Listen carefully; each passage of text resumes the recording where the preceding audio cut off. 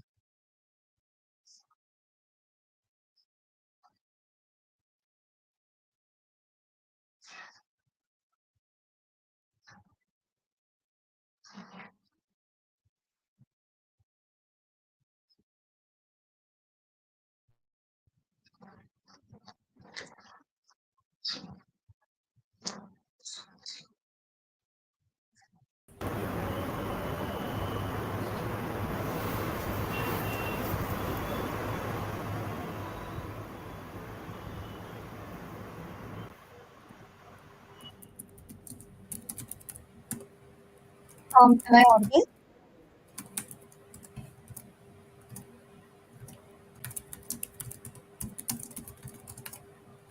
Yes, Ankita, you are audible. One thing Yes. Okay. Hello everyone. I am Ankita along with Ronak Haldar. We were teammates from the team Old Monks of IIM Bangalore, and we participated in the DS Group and TrenDSetter case competition last year. And so we are here to introduce you to the competition and our approach towards the problem statement that we faced on our way. Ronak, can you move to the agenda?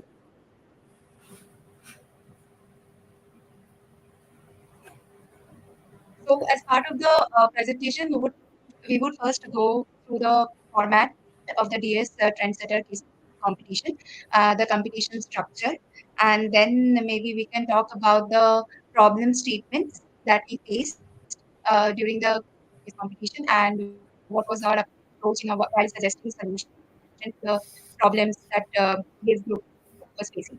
A few snippets of the data that we made will be followed, and also we will give you some tricks and tips that was very much useful for us when we were participating. And then if you have any questions, then we can take it up. Next slide.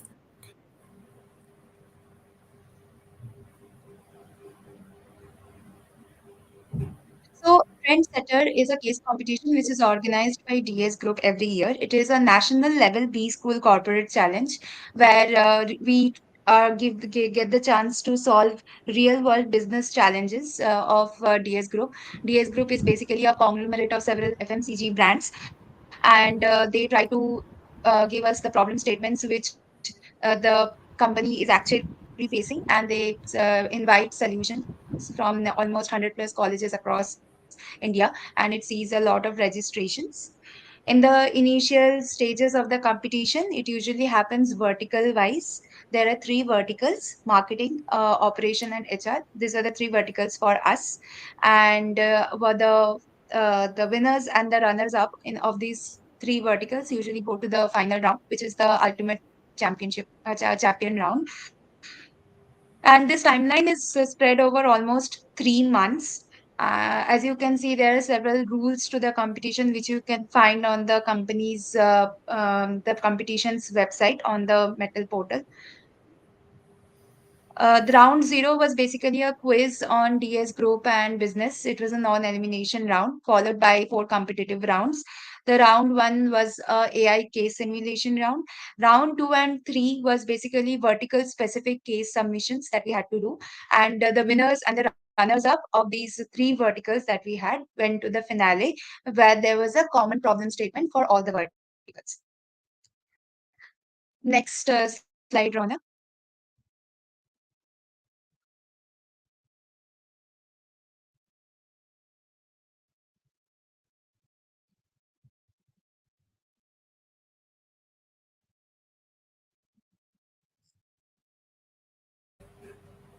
Yes, so The next, our approach Okay. that we Okay. usually follow during case competitions is that we try to, whenever we are trying to suggest any solution to a problem that we have been given, we try to we try to think of missing it first. That is, we break it down into mutually exclusive and collectively exhaustive parts, and we try to analyze each and every part in order to find out the root cause of the problem and accordingly suggest a solution of the same.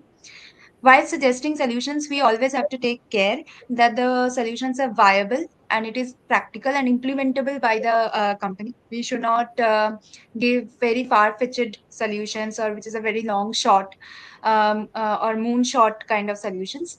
We should give solutions which seems very implementable and immediately taken up by the company. It should be in that manner. And also, while we are suggesting solutions, we should also focus on the implementation strategy. What should be the timeline? What should be the return on investment of each and every solution? And also, you should have proper reasons why you are suggesting this particular solution, and it has to be connected to the problem in mind.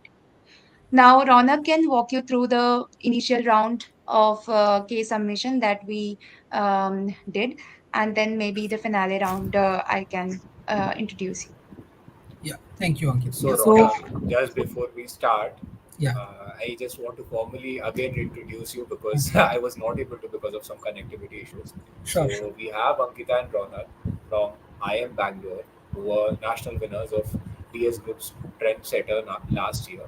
And this year, they'll be taking us through their whole journey and explaining us what they did round by round basis and their experience with the company. So please, Ronak, start your explanation about the problem statement. Yeah, thank you, Akhilesh. So I'll be now walking you over through the problem statements that we had that were given for these various rounds of this case competition. So the problem statement that you see here, this was for the round two of the grandstand round. So it was about the South India expansion strategy, that is expanding the pulse candy that you must have, have had some time in your life. So their expansion strategy in the South market. So here the objectives were clearly stated out, like we had to assess the South India market for, and look for any potential growth opportunities that was there and understand any customer demographics and then suggest a recommendation based on the approach that they, have.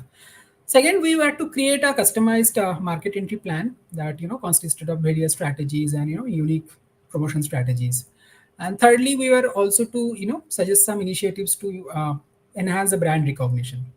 And for the finale round or the final or the offline round that was there, so here our problem statement was, revamping the general trade of catch masala. So catch masala, obviously, you must have again heard about it. So our problem statement was to, revamp the general trade of it and again suggest the innovative and a sustainable strategy for the same. So I'll be walking you through the approach that we take for, the round two case submission, where the problem statement was this: the South India expansion strategy for Pulse Candy. So for this, the approach that we took was, firstly, we did a market analysis, and in this market analysis, we basically laid out the, candy market overview, the Indian candy market overview, and given a brief snapshot of what it looks like. Then we also analyzed the what how does the competition in this candy market looks like, and where does Pulse Candy actually stands in this competitive landscape. And again, for all of this, we use primary and secondary research both and to come to this analysis. Then we did a persona and a distribution analysis. So basically, we divided this into a demand and a supply side because we need to understand what the customers wanted and where the challenges, are there from the supply side or the shopkeepers or the distribution side. So for this, we identified the various target groups who will be the customers of the Pulse Candy, and then we also identified like what are the pain points that these customers might be facing, be it related to availability of the candy or related to the taste or any other factors. And again, we did this by primary research. And for the supply side, again, we interviewed various shopkeepers, basically panwalas who mostly keep this, and again, supermarkets who keep this pulse candy stores and all, and we gathered insights about what the distribution looks like how many days do they actually need to get the order after placing it from the DS group. So all of these insights that we got from again the primary research. Now when we had all the analysis ready in our hand, we went for this solution, that is a 4P strategy for market entry.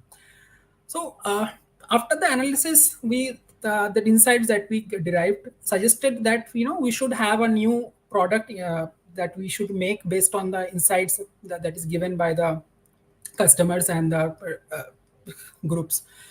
And we also suggested various promotion ideas like how to promote this pulse candy so that you can drive sales, and that this included customized advertisements for South India market specifically and all of those. And we also suggested several bundling strategies like if you're not able to sell the pulse candy single handedly, you should bundle with something else and then sell it. And we also explored any new channels of distribution. So this was basically the approach. So the caveat and the major point, that takeaway that anyone should have from here is that before coming to any solution, a thorough analysis of what the current situation looks like, of what the current market looks like, and a deep understanding of the case is of utmost importance. And you don't have to just jump to the solution. Find out what are the lags, what are the gaps that are there in the industry and in the market, then design your solutions like that. Yeah. So moving on, these are some of the snippets of our actual deck that is there. So for example, as you can see, this shows the market analysis that we did, wherein you have uh, we have this competitive landscape wherein it is showing what is the market share of Pulse Candy. Then there is this Indian candy market overview where it is shown that Indian candy market has a great potential and it is growing, because you don't want to suggest a solution where the market is going downwards and you are saying ki, chalo, it's you introduce this Pulse Candy in something. When you see there is a potential of growth, then only you suggest. So all of these insights and analysis actually give us the premise for the solution that we devised. So yeah, moving on, we can see some of the other snippets. So this is about the persona and distribution analysis that we did. So there was this, we identified 3 different target groups for this pulse candy, so with 3 different age groups and demographics, as you can see. So there is this child, there is mid-aged, and there is this the people who will be buying there for their family. So basically what you need to do is again, like, you have to analyze and identify the problem. I'm stressing on this point again and again. You have to analyze and identify what are the gaps, what are the lags, and then suggest a solution for it. So yeah, now Ankita will be running you over to the next approach.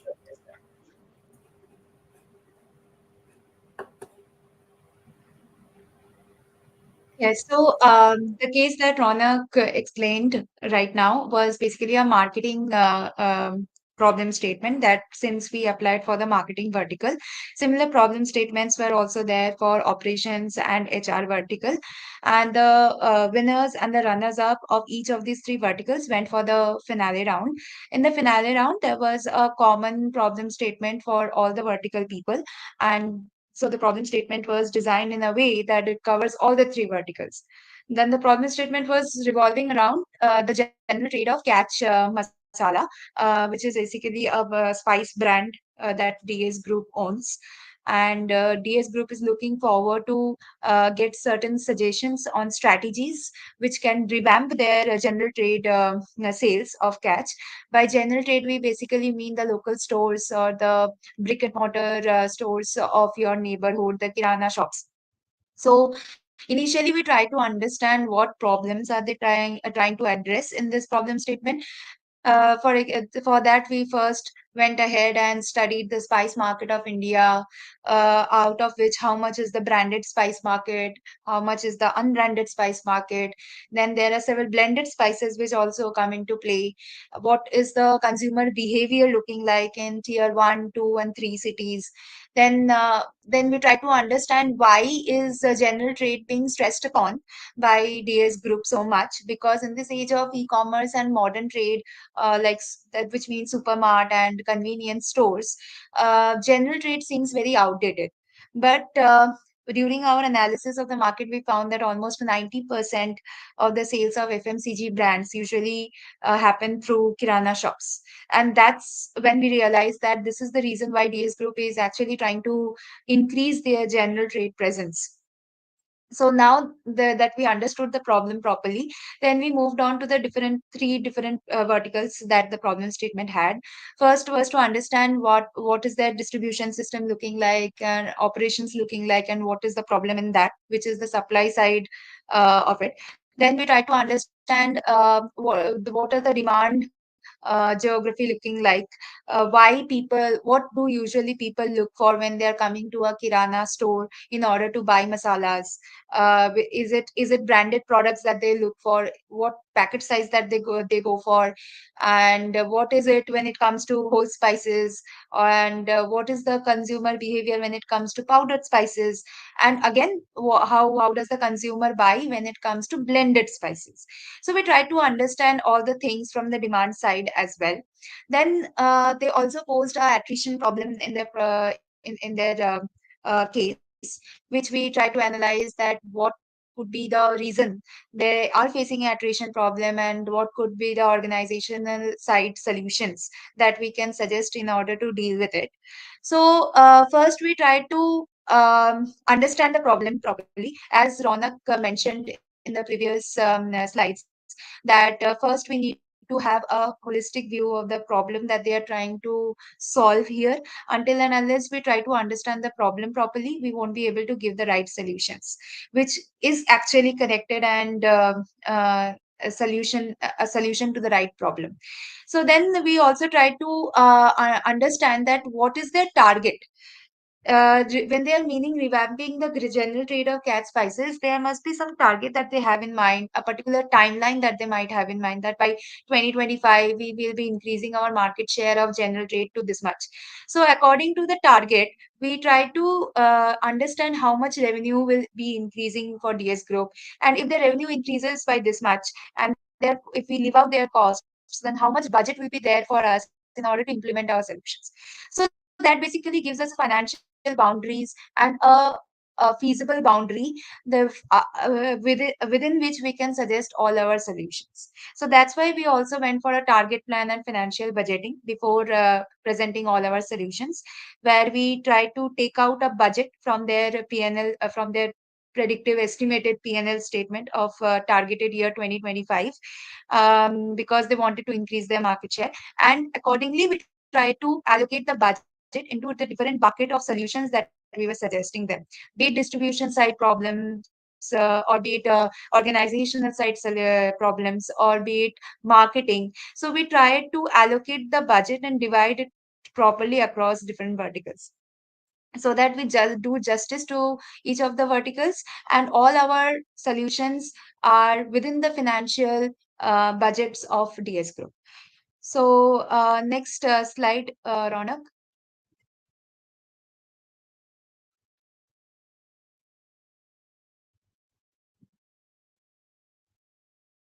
So in the first slide, we tried to capture the Indian spice market overview, where we showed what is the current market looking like, what is the CAGR statistics, how much of it is branded spices, and what are the top seven players in this particular field. What is the consumer behavior looking like across the different tiers or cities or towns that we have in India.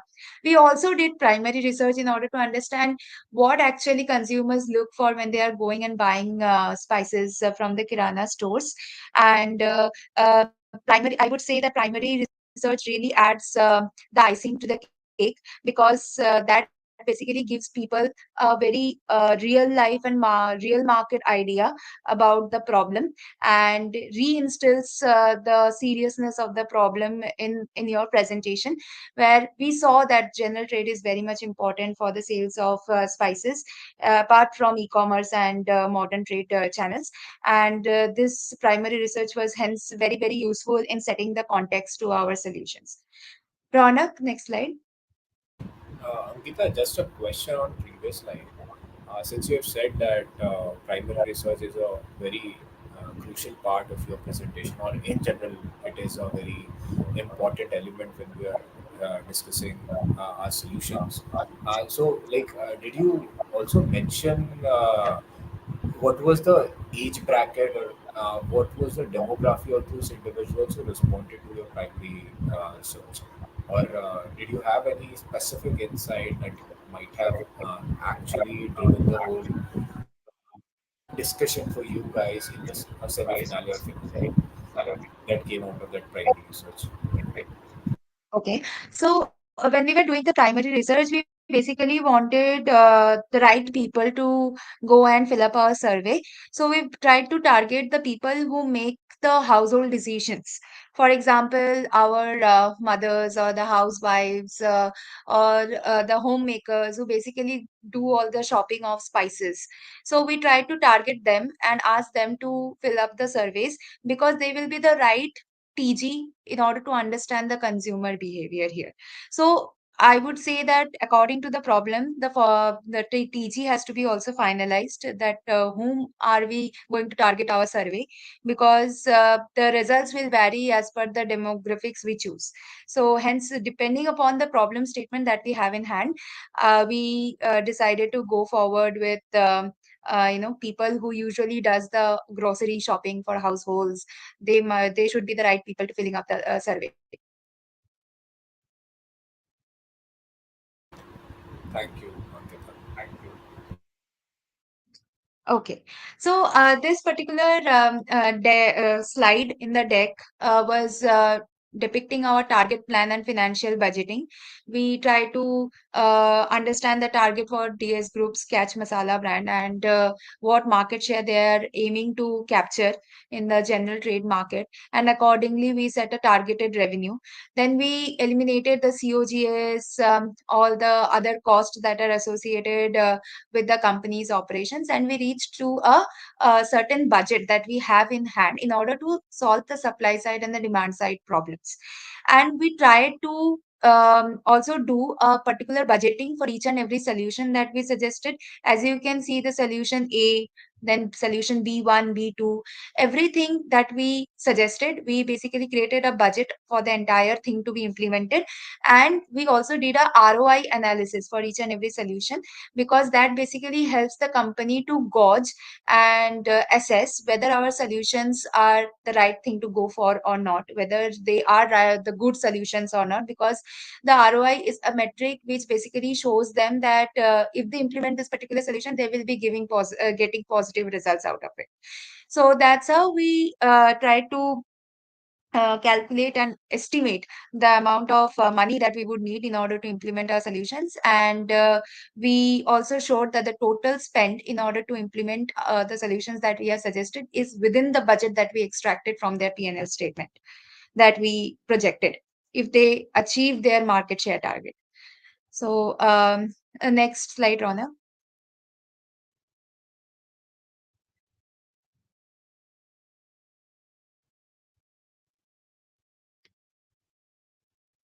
Yeah, so this is one of the marketing solutions that we proposed, a digital marketing solution in order to increase the Kirana store sales of Catch brand. We suggested that electricity bills can be used in order to advertise the brand. And in this electricity bills, the ad will basically have a QR code, and when the consumers scan that QR code, they will be redirected to the website of Catch Masala, where they will be given a pop-up notification where a person can enter their PIN code. If they enter their PIN code, the website will basically show all the nearby Kirana stores.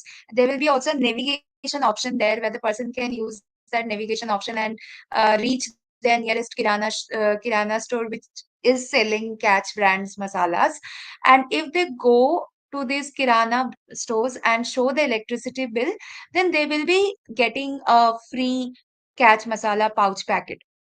So what is the motive of such kind of solution is this basically makes people try out the catch masala if they are not trying or using it currently. Just because it's free, they will might use it as an opportunity to try the brand out. And secondly, it also increases traffic of people to the website of catch, where people can also come across the different recipes that are given for the blended spices that catch masala sell. And this will also create a positive word of mouth, because whenever there is a free or kind of a discount kind of a thing, it creates lots of buzz. And usually the homemakers who make all these decisions of buying masalas, they can have a chain of communication amongst themselves, which can lead to a positive word of mouth of the brand. So as you can see, we also gave the projected revenue that can come out of it, what would be the cost in order to implement this particular strategy of marketing, and also we calculated the ROI which will be coming out of it. And this positive ROI basically convinced the a company that yes, this is a very suitable solution that they can go for.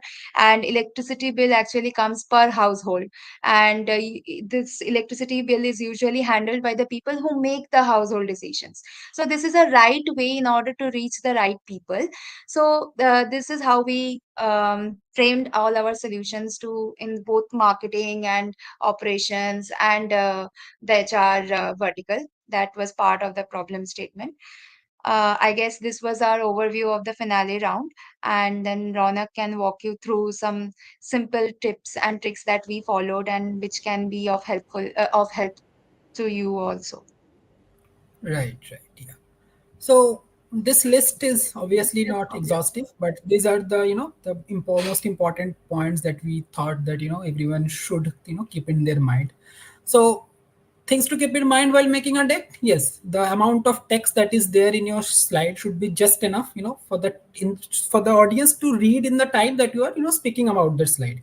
So it should not be wordy, too wordy, and the text should be just enough you know in the time that you are speaking. Try you're finishing about speaking about the slide, the audience can actually read all the text that is there in your slide. This is a very important thing that one should note. And then always remember, yeah, content is king, but there is a very huge caveat to that, that only presentable content is king. So suppose you might have proposed a very good solution, very good, everything is there, but if it is not presentable and the idea is not conveyed properly to the audience, then it is as good as nothing. So obviously you should focus on your content, and also you should equally focus on making your content very presentable to the audience. And yeah, you shouldn't underestimate the hygiene checks, because the numbers here and there, if anything comes up, any questions comes up, and due to lack of hygiene check, if your numbers or something is here and there, it's like a very negative point that is there. And some of the points that you should keep in mind while presenting is, yeah, first, most importantly is cohesiveness. So while you're giving a PPT, the other person should think that you are telling a story to them, right? That the other person should be interested in hearing about what is going on. And you should also tell your presentation in a way that it flows from one point to another. There is a linkage between every one of your slides, and the audience shouldn't get lost while you're speaking about your content. And try and prepare the anticipated questions well. Now here you might ask, how will I anticipate the questions? Again, you have to use that misi framework, and you have to also think like, what are the questions that can be covered, and using the checks of viability, feasibility, and desirability, as mentioned by Ankita in the initial slides. So anticipate the questions well, and yeah, for the questions that you can't anticipate, obviously your preparation and your knowledge about it will obviously help. And some of the tips that you would like to share with our future participants, again, as I have already mentioned before, you should start with an in-depth case understanding and also the analysis prior to proposing any solutions. And obviously, unique and sustainable solutions you should always focus on. and keeping in mind that it is again viable, feasible, and desirable. And although you might feel that yeah, I have prepared the deck and I should now present, but you should give it a go and polish your presentation and storytelling skills, because it is absolutely essential in what you convey, rather than what you convey and how you convey. So I think that's all about it, and this brings us to the end of our presentation. We are happy to take any questions. Ronak, one question from my side, since you're talking about how you can anticipate questions and actually prepare your answers on the basis of what you have actually mentioned in your deck or in your presentation, right? But at times, you might have also experienced this that you'll be thrown a very random question which might not really make sense and is completely opposite to what you're trying to say or what you're trying to showcase in your presentation, in terms of, let's say, your finances, or in terms of your brand ideology, or in terms of your thought process, or anything else for that matter, right? So how do you kind of tackle these kind of questions, right? Is there any approach that you followed specifically, or how you went about it? Okay, see, if some senior during offline presentation mostly, during offline presentation mostly, sir, if some senior leader is actually questioning your approach or your solutions, in that scenario you will obviously try and justify your solution. But however, if the other person is hell-bent and he is convinced, because see, at the end of the day, he knows more about his company than you as a as a participant to know about it. So if he is hell-bent on, like, no, this is not the right approach, this is not the thing, then you should obviously accept to some extent, but you should also say that this is what we have thought based on our research, based on analysis, this is the solution that we got. And then I think this is the way that one should handle this type of questions. Yeah. So primarily, you're saying that definitely we have done our research, but at the same point of time, the jury is much more experienced in that industry. At the same point of time, have a better understanding of the company, Right. and hence, uh, it is imperative that whenever we are putting forth our thoughts, be very respectful in terms of how you Exactly. are portraying your solution, and maybe after certain level of discussion and argument, we should accept the fact that okay, the guy is a veteran in the industry, or the lady is a veteran in the industry, and henceforth we should just agree with their opinion. But at the same point of time, be very sure that okay, this was our thought process, maybe we are not aligning, but I think that is a very proper way to go about it, because it is not disrespectful, and at the same point of time it is also inclusive in terms of opinions. Ankita, do you have anything to share on this?